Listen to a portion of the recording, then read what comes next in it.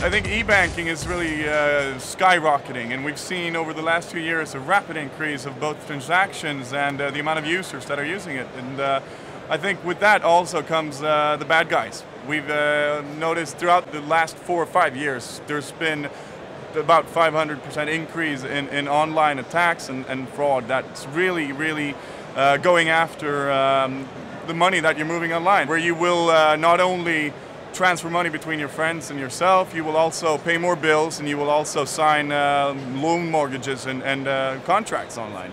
Well, the most common risks, we really see 5 or 6 different kinds of fraud methods that are going through the roof. So it starts at ID theft or key logging and phishing, for example, when you receive an email and it asks you to click a link, and then you are redirected to a site where you enter a bunch of passwords, and the fraudsters can use that information. But when you step up from that, there's also the fraud methods that comes with Trojans or viruses, where you actually think that you are visiting the real bank website in real time, but you are actually conducting someone else's transaction, a fraudulent transaction, and you would never know that it happened.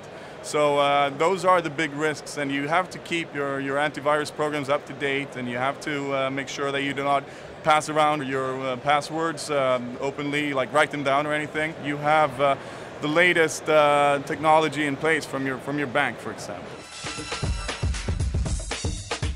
We've seen some very cool innovation take place within this market over the last few years. This kind of industry and these products are called strong authentication, and the strong authentication is really what you need to stay safe online. And there's been a huge increase in products such as the smart card reader in Europe, for example. I think we are talking about 50 million of these kind of devices already rolled out, so it's quite taking a stake within Europe.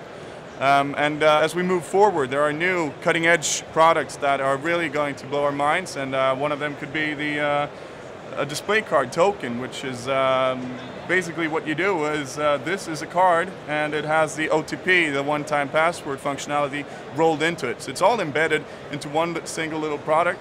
You press the button, you type in your PIN, and you're safe to go. So you use that code to secure your transactions online, basically.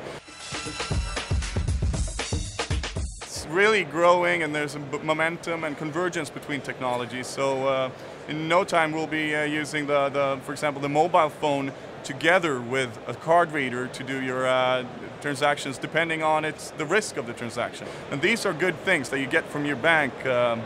So you should really ask them, how can you protect my money online?